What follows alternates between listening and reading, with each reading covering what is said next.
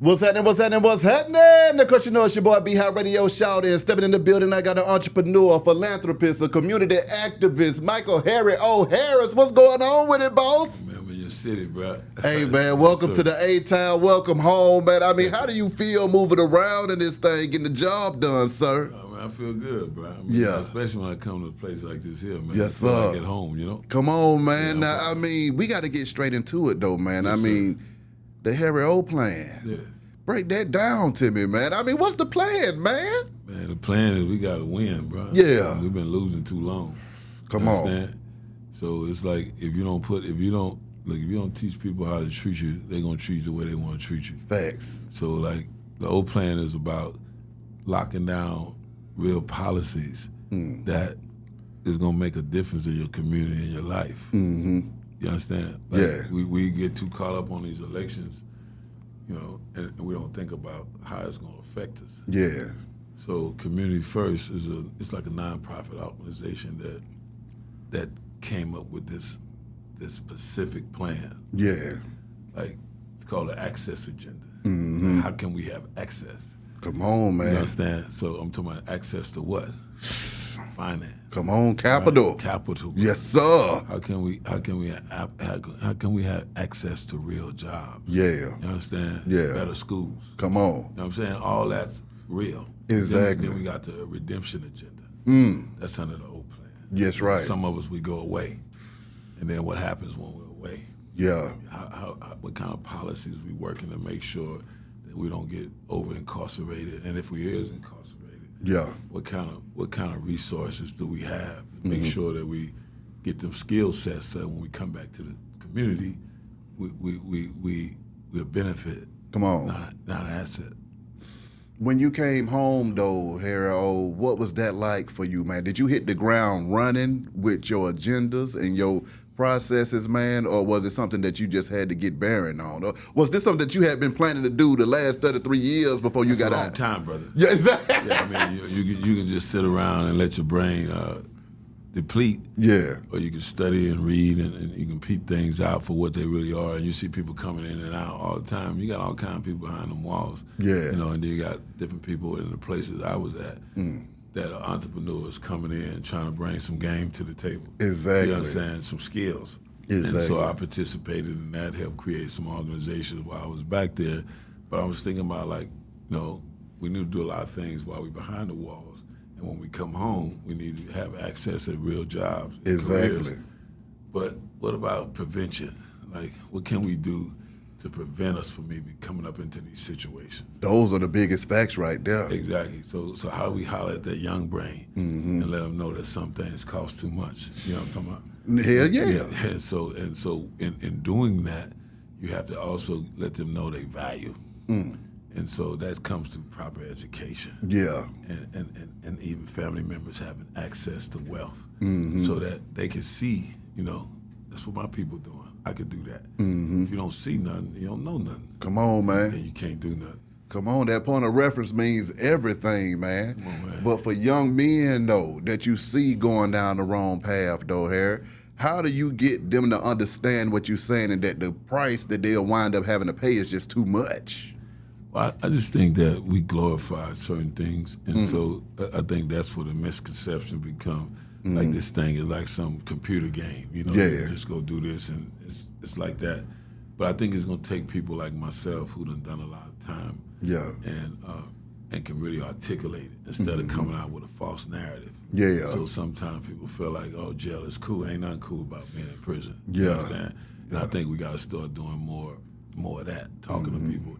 And also in our creative endeavors, you know, like when we do these films, Yeah. you know, it's got to be some cautionary tales. Come on now. You got to Yeah. see, you got to see that. You got to be able to see that. Yeah. Okay, that, you know, it looked cool, but Yeah. when we look behind the curtain, that thing got real ugly. It got real ugly. Yeah, I'm good. I just rather see this on the screen. I don't want to participate in that. Exactly. And I think that's what's got to happen, man. I just think we just got to start communicating the truth.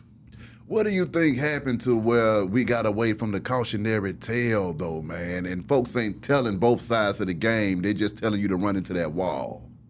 Well, that's interesting, man, because I just think that, you know, hip-hop is an example of what what you're asking me.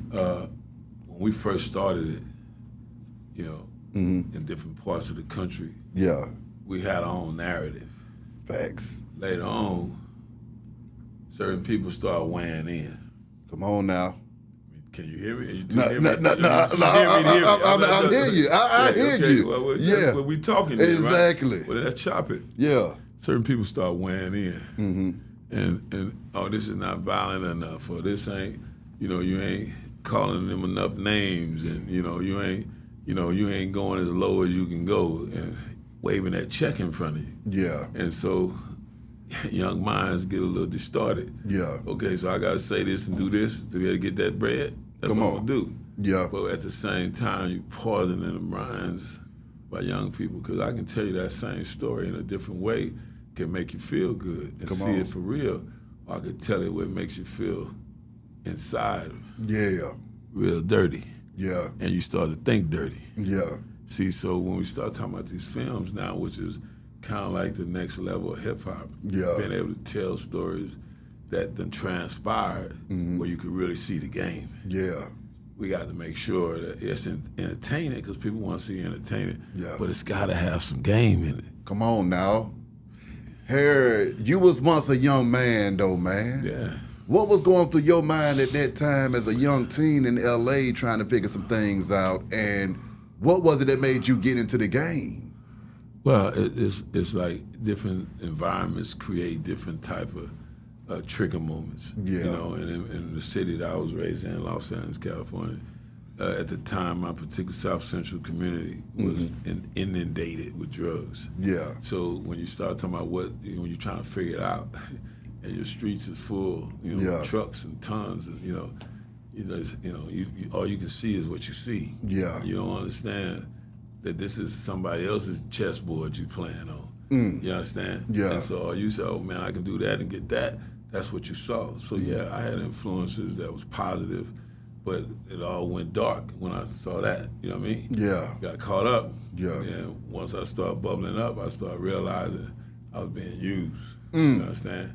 So it wasn't just about me getting bread and we doing good, but other people doing bad. Yeah. You understand? Yeah. So you got but if you come from something that came back to you, Yeah. you feel me? Yeah. And then karma do what it do, did my time. Yeah. When I get into what I didn't do and what I did do, Exactly. it happened. Yeah. But if I wouldn't have been involved in certain things, I wouldn't have got pulled into that. At what point did you realize that you was being used in the game though, man? Well, like when you see people that you grew up with, addicted, Yeah. you know what I mean, doing all kind of unconscionable things, Yeah.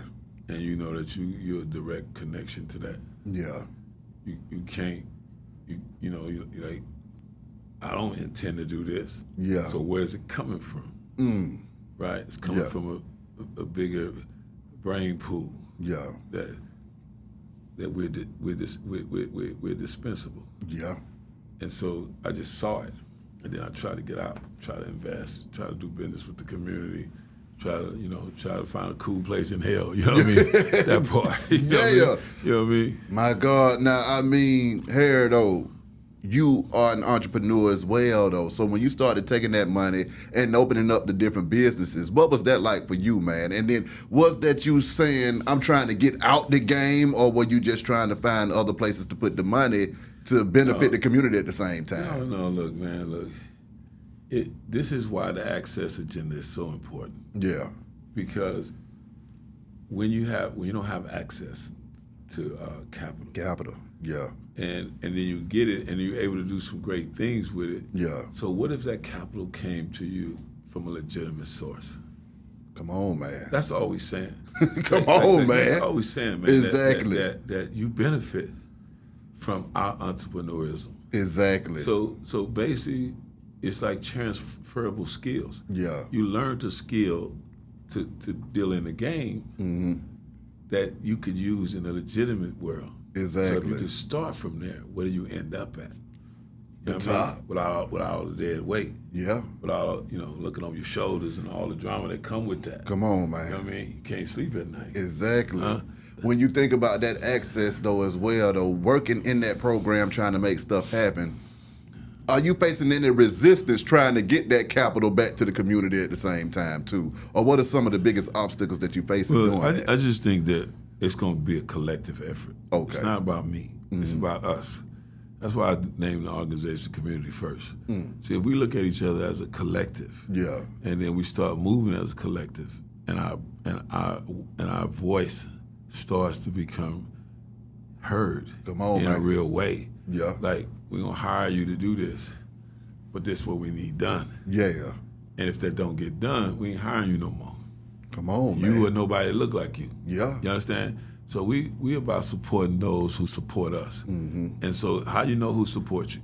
You have to say collectively, it's not just the old plan, it's what the community say we need. Yeah. That's one of the biggest problems. People always tell us what we need. Yeah. So to answer your question, we starting this thing off up and down the ballot. You know, we finna start, demanding that if we're gonna put you in a spot, Exactly. this is what you gotta help us get. Come on. We ain't got our hands out.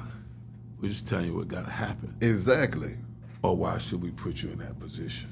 How do you feel about this upcoming election, though, Harry? Well, I mean, I don't. That's one thing I don't do. It's 30 years of incarceration. I don't get caught up in feelings, and I don't know you didn't mean it like that. Yeah. But it's not like how I feel. It's about what's real. Exactly. What can we do our due diligence on, and get to where we gonna get the best for our buck. Exactly. Right? Yeah. And so that's why we're putting out this challenge. Say, hey, this is what we need. Who down with that? And whoever down with that, that's who we supporting. I feel that. We don't get caught up in the optics. Exactly. Because the optics ain't work for us. Come on now. You know what I'm talking about? Come on, the optics man. ain't work for us. You know what I mean? Exactly. So that's not, you know what I'm saying? Nah, so, with you. So it's like, who can you make a deal with Exactly. that has the ability to make that happen? Come on.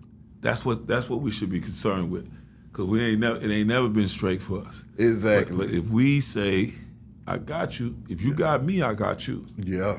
and if that comes, when that turns out to be like it's supposed to be, then we says okay. Yeah. But to sit on the sidelines and just give our voice away for free, don't work. That's like, that don't even make crazy man sense. Exactly. Hell no, don't make no sense. Yeah, why we doing that? When you touched down after 33, though, Harry, Yeah.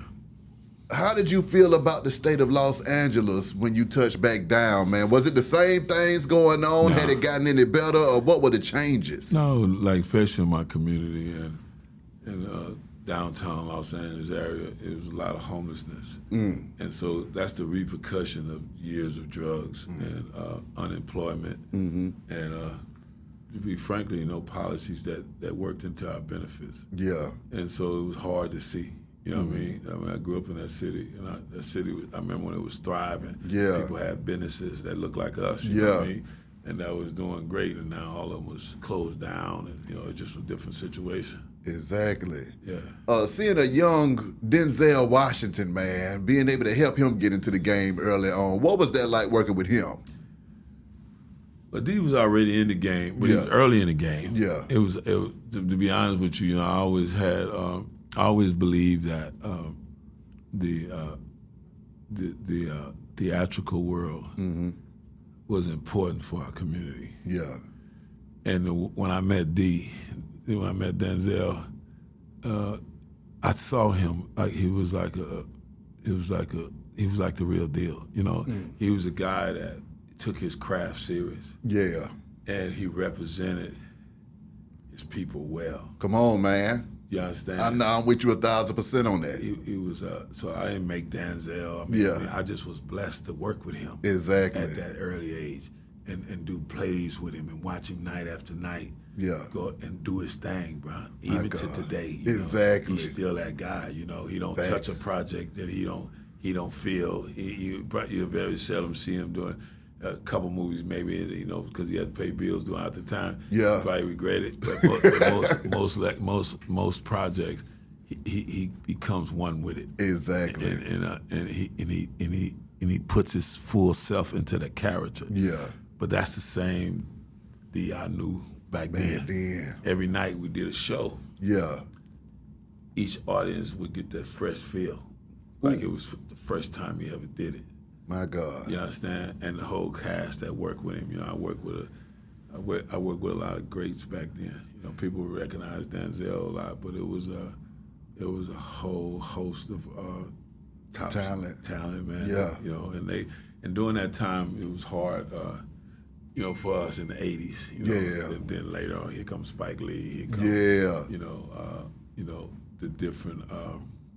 You know, Eddie Murphy, you know, coming out. All his shows start to come out. Yeah. But before, it was hard getting jobs. So that's why the plays were an opportunity for them to make money and keep their craft tight. Yeah. And so that's why I was connected to that. And then I was lucky enough, you know, and blessed enough to orchestrate a deal on Broadway with the Nederlanders in the early '80s. And What were they saying when this young black man was bringing the show to Broadway back then, though, man? What was that like?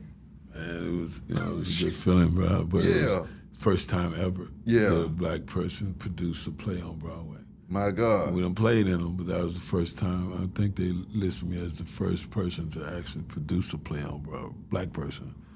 So it was, and then I went away. You know what I mean? So it was a bittersweet moment. Yeah. And so, but it was at the same time, it just showed me whatever you put your mind to, you can make happen. Exactly. And so that's the key is that sometimes I know it's like being young, like you brought up earlier, and it just seemed like, you know, it just like when you look out there, you just don't see anything. Come on. So we have to learn patience, but we have to learn how to connect and get the information, because it's a big old world out there just waiting for you to, you know, play your chess game.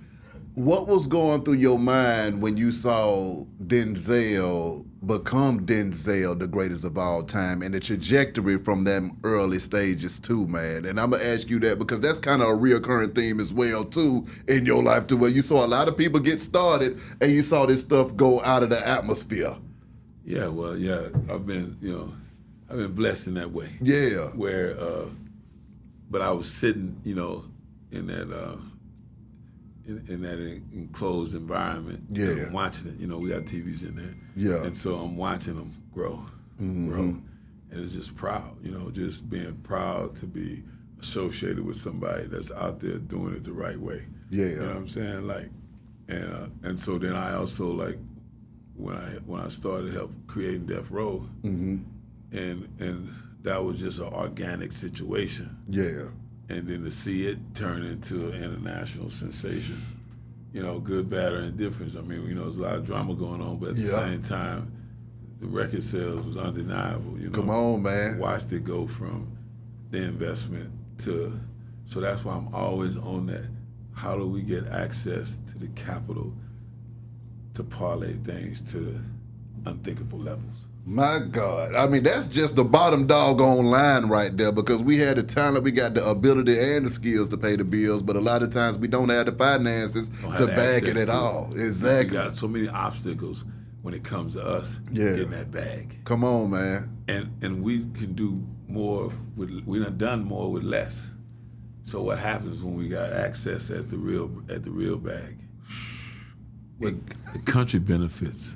Not just our community. Exactly. It's one big community in reality. Yeah. But you keep putting your feet on people's necks, that will help raise all boats. People need to understand that. Yeah. And I think some people in this country feels that you need poor people to be rich. Whether it's right or wrong, that's what they believe. Yeah. But we want to show them, something different. Exactly. If that's what you believe, we don't believe that. Come on now. We believe that given action at access, we can do things.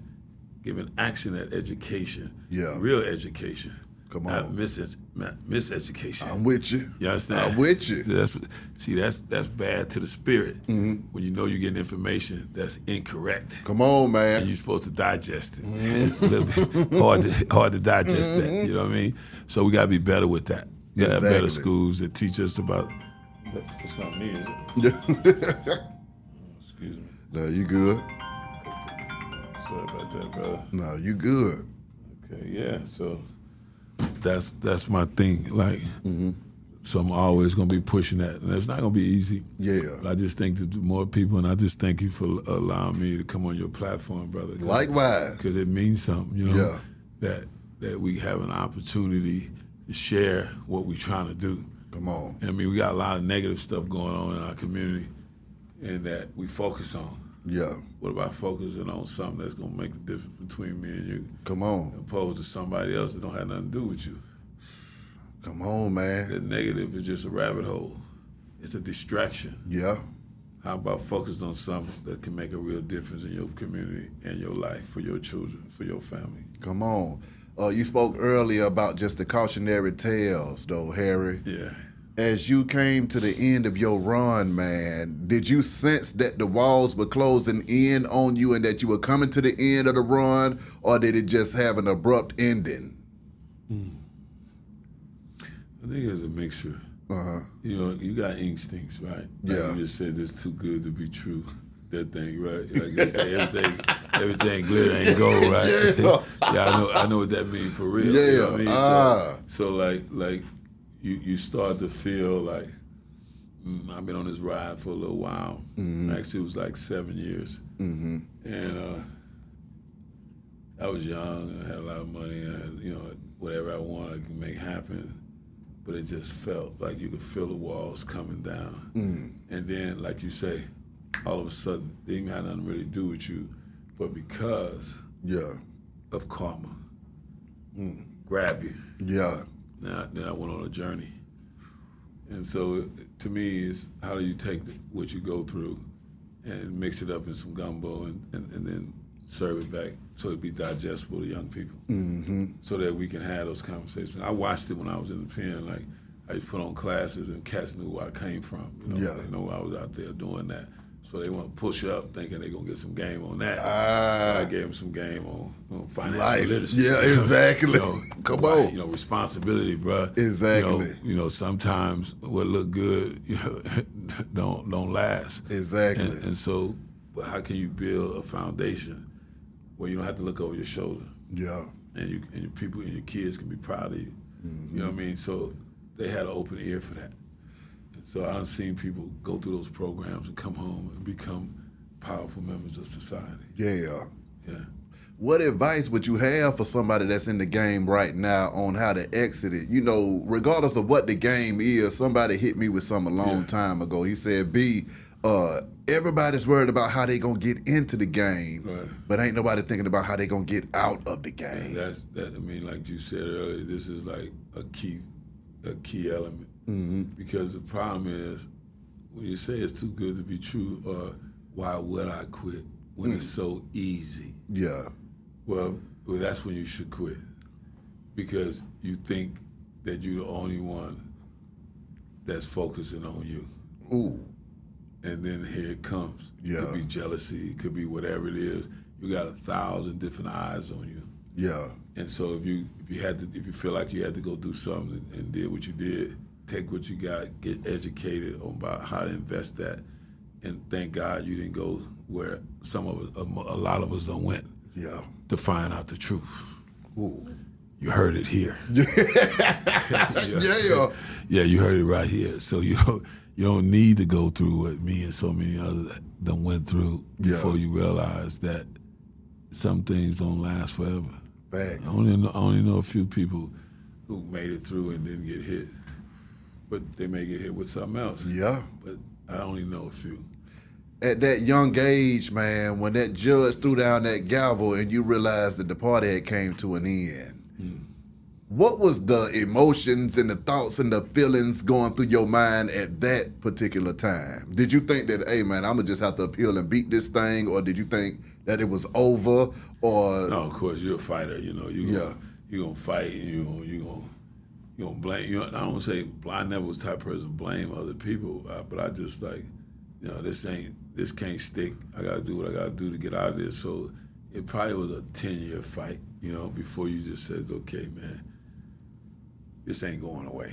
Ooh. You know what I mean? So, you know. What was that moment like when you said, okay, it's 10 years done passed and it ain't changing? It's a reality check, bro. Like, you know, whatever you think you was doing or whatever you thought you was in control of, that's over with. You know, that's over with. So now you got to create a new reality. Yeah. You got to. You got to be in the present. Right now, you're presently incarcerated. You're restricted. You can't go where you want to go. You can't be with who you want to be with. You know, only thing you got is this. Yeah. Your brain. What you gonna do with it? That's all you got. Yeah. And if you was cool to people and you still got loved ones who checking for you, because a lot of times they stop checking for you, and it don't because they don't love you, it's just because out of necessity to keep moving. Yeah. And they going through hell out here on the streets too. Don't forget that. Yeah. A lot of dudes forget that. Yes. You know, and start whining. You know? Yeah. I never did that. It was always like, okay, I know you out there, and I'm not out there with you to help you do this. Yeah. So let's figure this out. You know what I mean? Instead of being a burden, how can you help them do what they need to do on the out? Yeah. So man, it's a whole world that you go through. But like you just said, don't think because you going through something that other people still ain't out here going Exactly. through. You know it was rough. When you was out there. You know Come on now. Now you got amnesia. Everybody else outside playing, having a good time every day. You know you didn't leave. You know you didn't leave that world. and things change, you know, and sometimes things could look like one big old party. Yeah. And then boom, it's over with. Come on, man. Yeah. Okay, Harry, but you touched down and you in prison, but then you're cranking up businesses at the same time, man. Death Row Records. You and Suge, how did y'all link up, man? And I mean, what were the initial thoughts of what that label would be? Well, originally, the first thing was it was called Godfather Entertainment. Okay. It's just the mindset, you know what I mean? Like, how can we help artists? How can we, you know, it was a whole different mindset. Yeah. Like, not just for music, but we was going to have multiple music labels. And we was going to also do film companies, concerts, the whole 9 yards. Yeah. It was supposed to be a conglomerate.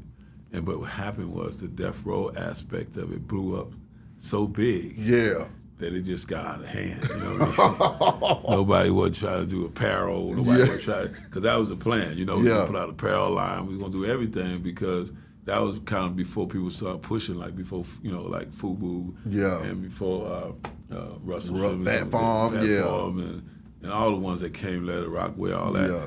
We was first. Like I mean, in terms of a big movement that could have pushed. I mean, there was other artists who had pushed brands, hats, and you know things of that nature. But to push a line, I just knew that would. Once you blow up, you have action at that. Exactly. But the death row thing got so big, and people got hands there. You know, hands start coming from everywhere. Yeah, you know how they go. Yeah. I mean, seeing them putting that label down for the town outside, though, man, while you watching from the inside, what was going through your mind at that time, too, as well, being able to say, you know what, I was behind this, I'm behind this, and it's working. No, I'm just being honest with you, man. I made a sacrifice. You know, I could have did other things. But I just said, this is the one I want to do. Yeah. And it was reasons why. I just felt like it could become a big platform. Yeah. And just to watch it grow, even though it might have got out of hand a little bit, you know, me and old boy and then we might have had our own issues, but it's still, I wasn't focused on that. I was focused on that, created something, and it blew up. Yeah. And it's still growing. Well, it's one of the biggest movements that ever happened in hip-hop. I mean, it was a cultural shift that occurred when y'all put that thing together, man, and it ain't been done like that since then. The icons that flew off the label from Dr. Dre to Tupac to Snoop Dogg, I mean, those are like the Mount Rushmore of hip-hop all together. You see what I'm saying? Yeah, so, real talk. And it's still growing. Exactly. You know, and so it's still, you know, I guess, you know, it's like the forest for the trees type thing, right? Like, it's like you're so connected to it. You see it, but you don't really, you know, just like even when we was building it, I wasn't caught up. It was just like, well, I never was the kind of guy, like it was just like, what can we do to make it better? How can we make it bigger? How can we stay together? You know what I mean? I was always that guy, you know, even when I was on the streets, you know, creating businesses, I just like, I'm more about making it happen than even tripping off of it happening. You know what I mean? So, but even in hindsight now today, I'm still like, you know, I go places, you know, all walks of life, man. Yeah. You know, people from the streets that I never seen before, billionaires, say that that that was the soundtrack of their life. That when they was going to college. Yeah. So I mean, I'm looking like this dude looks square. But he was bumping that shit like everybody else. And saying the lyrics like, and I just said, wow, man, how could that happen, But it happened. Yeah. It was a moment in time. Come on now. Yeah, we helped create a moment in time. When you touched back down, though, and you linked up with Snoop Dogg to crank up the new Death Row, what were those initial conversations like? Man, I tell you that I had to kill you. Damn! I don't think you want to know like that. No. Just real talk, big bro. It was one of the most empowering conversations, because me and him come from two different trajectories. I helped create the label. He was one of the first stars of the label. Yeah. And we just had so much to talk about. Yeah. Because we saw it from two different lenses, but we was connected through it. Yeah. And so just imagine that.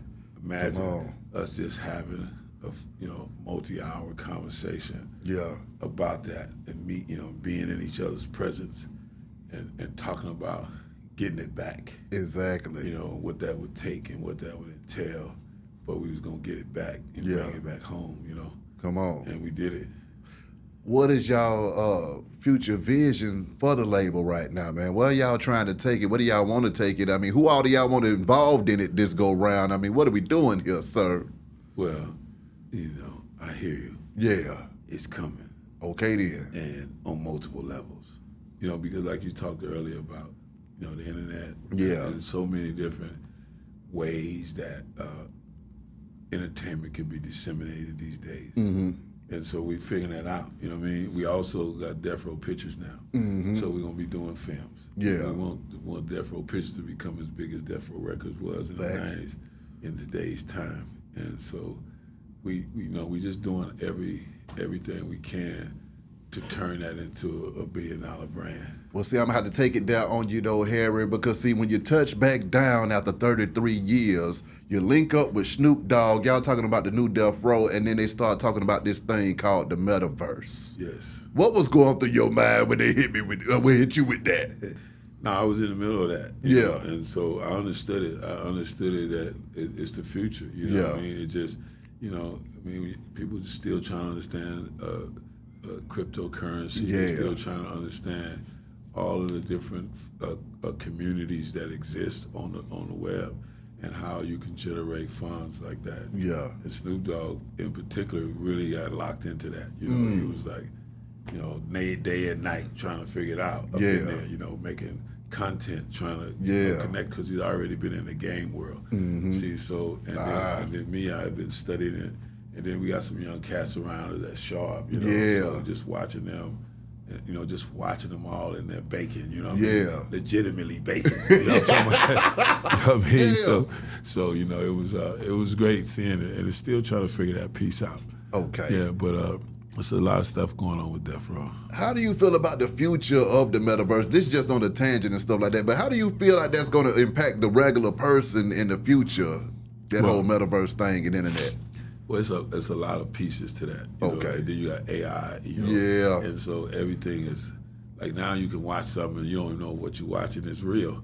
Facts. And so does it replace the real with the fantasy? Yeah. You know what I'm saying? Yeah. Whether it's cut out jobs or the ad jobs. Yeah. It's gonna all come down to what you do to sharpen your skills in terms of the technology. Because you can do more with less. Yeah. And some people try to create systems where you get paid less. Yeah. See, so you got to create. We trying to figure out different ways to create financial platforms. Yeah. Where people can really get paid for their talent. Exactly. Yeah. When you got that pardon, what was going through your mind at that time, Harry, when you realized that, hey, man, after that 10-year span where you said, okay, now this is just my new normal in this thing, 33 years passed and you realize that I'm coming home. What was that experience like? How the hell did you get the pardon, and how did you feel when the conversations first started with you? It happened quick. Okay. But it happened quick, but at the same time, it's been a long journey, because clemency's pardons, they're based on your prison conduct. Yeah. You know, when you're young, it's crazy. There's a lot of stuff going on. Yeah. And you got to deal with it. That's Yeah. the reality of prison. But then later on, when you start to, like I say, get engaged in different groups, self-help groups, and you learn, hey, man, it's for me to get out of here. You know what I mean? Like, the courts shut down on me. So what can I do inside this structure to prove that I'm ready to re-enter society? Yeah. And so when it was laid out to the president, because I put it in to Obama and nothing happened, crickets. Yeah. Same information that I put into the Trump administration, and it resonated. This guy's been in jail too long. Yeah. What we doing here? And, and he said he deliberated on it. People kept coming, trying to block it. And he said, nah, in the last days of his office, man. So it happened quick. But it was my understanding, it was based on the programs that I created while I was in prison. Yeah. The way I had been conducting myself. Yeah. And the time that I had done. Mm-hmm. So it was a thoughtful process. Yeah. And so next thing you know, get that call, roll it up. Come on now. We done here. Let me the hell out of here. Yeah. What was the first thing you did when you touched down, though, Harry? Nah, man, it was just, where I was being housed is up in a place called Longport. Yeah. And it's like a coastal area. Mm-hmm. So, just being able to just take that in on the ride home was like heaven, bro. Mm-hmm. So, God let me out, bro. Exactly. I was watching your Big Boy interview, man, where you said just having to survive in prison, I mean, it was just real in the field. Having to change your whole mentality from being a free man to survival mode, those early years and days in there, man, what was that like for you? It was real, man. It's like, it's just as real as everyday society is. There's a society in there. Yeah.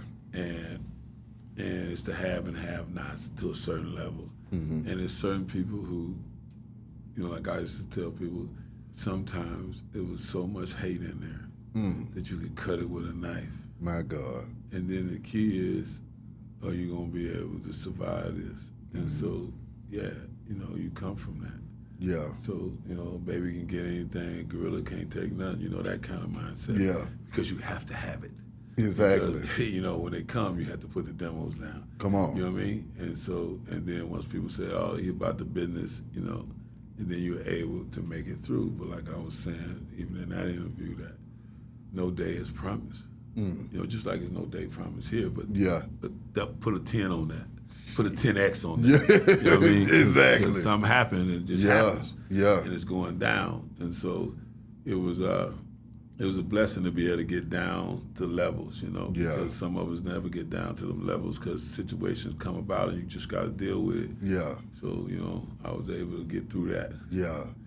And, seeing the young men coming in and out of there, though, man, how would that make you feel when you would see those decades pass, but you would see us still falling victim to the same stuff in the streets over and over again, man? It was hard to see. Yeah.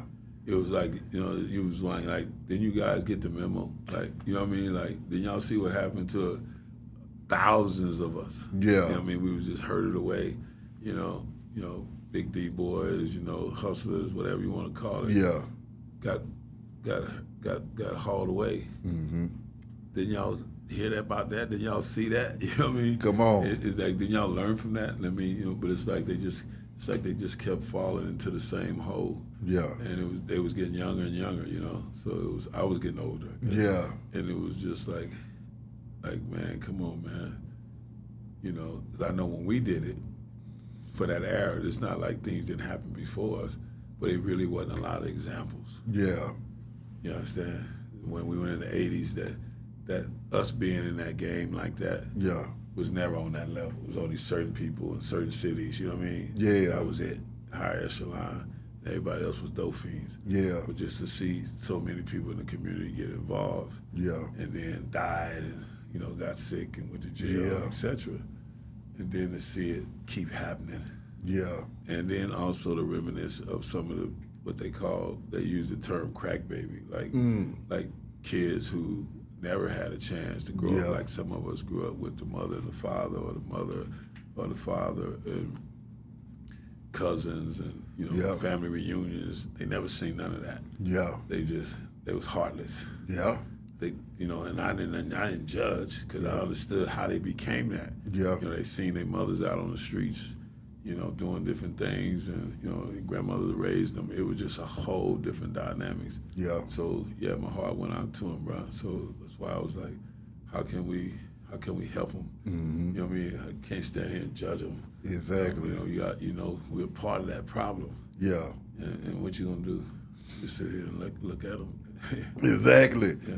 With the people that you were helping, though, man, what were the success stories that you saw, man? And you were like, okay, we helped this brother, and he's turned his life around and crunked this thing all the way up.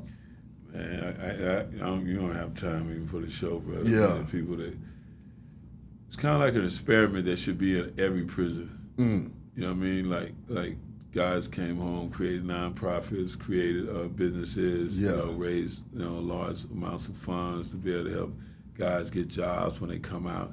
I mean, all kind of programs. Like I said, coding programs that we created. Yeah. For guys who ought to go out and get jobs where they can get anywhere from $200,000 to $300,000 a year. I mean, come on, man. Yeah. These guys didn't even have diplomas when they came in. Now they got degrees, college Exactly. degrees. See, I'm just saying, like, it can be used to our benefit. Yeah. To help people when they come in, come out better. Come on. Yeah. As a young man experiencing having all of that money at that time, though, going from poverty to being a millionaire, man, I mean, what was that early transition like as well on the streets before everything? It's organic for me, Yeah. Like I said, I never really get excited about too much. Yeah. And even though it was an enhancement, it still was a responsibility. So I always took it serious. Yeah. Yeah. Taking it that serious, just trying to maneuver it into different businesses at the same time, though, too. The entrepreneurial side of it all, when you say, okay, I got this much money sitting over here, but it's just sitting over here. What was it that gave you the mental ability to say, this money don't need to be sitting over here. I need to be doing plays. I need to be doing car lots. I need to be doing all of this extra stuff. Well, before I got in the streets, I went to college. Yeah. And I used to take a lot of business courses. Yeah. So I understood investment. I understood real estate investment. I Yeah. understood sales. I understood a lot of things at a young age that most people that came from where I came from didn't. Exactly. And so it was just connecting the dots, you know what I'm saying, and doing it the right way. And see, I hate to put it this way, but I got to take it there. What do you think that college experience did to your game in the streets? Because, like I tell folks, it don't matter really what you're doing. That education that you get in that school, if you apply what you really learned to anything, it's going to go down. It made the difference. It made the difference. So, with that being said, what are your thoughts on education moving forward, just for folks having, because I saw something about the Pell Grants as well. The Pell Grants is essential. Yeah. And that's part of our agenda. Yeah. Because it allows people to get right to it. Yeah. You know what I'm saying? Yeah. Some people don't need to go through this process. Yeah. Learn a trade. Come on. And be able to go into a meaningful career that helps you and your family right away. Come on, man. So that's why we're pushing those Pell Grants from the government down. What are those conversations like, though, when you're talking to different legislators and representatives trying to get them to understand exactly what it is that we need done in the community? Are they hearing you out, or are they stalling you out? How has that been going? As the people I've been communicating with, they're open to it. Okay. And so we just need to see how it turn out. Exactly. Because we're going to stay on top of it. Doggone right. Well, you can't just tell us something. Exactly. You got to show us something. You got to show it to, if you want to stay in office. Yeah, that part. If you want to stay in office, you better bring this money back up in this thing. That's it. It's a win-win. Exactly. Yeah. As long as people understand it's a win-win. Yeah. It's a deal to be made. Exactly. Yeah. Being home and being a benefit to the community, though, man, and then being able to show that love. What have been some of your happiest times since you done touched down, man? Too many to count. Yeah, just being, above ground, Yeah. is important. And I thank God for that every day. Yeah. But being free Yeah. and staying free is just another level, man. Yeah. Because you for so many years, you be like, man, I'm given an opportunity to get out, what I'm going to do with it. Yeah. And so even when you're tired, you just say, hey, no, man, I got to get up, I got to do something. Yeah. I got to add something to the game, you know what I mean? I got to share some wisdom. Yeah. You know what I'm saying? Just, get other people, because I can't do it by myself. Yeah. We can't do it by ourselves. We can't do it, our group can't do it. All groups got to get involved. Those are facts. Also, I want to ask you, in hip hop, we got a lot of different artists facing RICOs and stuff right now. What advice would you have for artists that are finding themselves in them situations trying to beat those cases? Yeah, I've been watching that. Yeah. It's been happening a lot. Yeah. And I wouldn't wish that on my worst enemy because when they come down like that, it's all gas, no brakes. You know what I mean? Like it's just every day is intense. Yeah. You got to make the right decisions, and they gonna experience things. They gonna see people that they thought they knew that they don't know, and people gonna be separated. Yeah. And you got to make the right decision. Yeah. Because whatever decision you make is gonna follow you. Yeah. You understand? Yeah. And if you're actually innocent of something, you need to fight it. Yeah. And most people fight it anyway because they don't give them an option. You know what I mean? Some people, they just look, you're gonna get life. Yeah. That's it. And so you have to fight it. You have to create appeal for yourself. It needs to give you something, to keep you inspired about fighting, about coming home, and then where you accept your own personal responsibility. That's gonna come. Yeah. But right now, you got to fight for your rights and make sure that you're not being over-incarcerated. Mm-hmm. Mental health, man. How did you keep your mind right throughout all of the ups and downs, experiencing some tremendous highs and tremendous lows at the same time, man? How did you keep your mental in the game? I could tell you I took a pill, right? Yeah.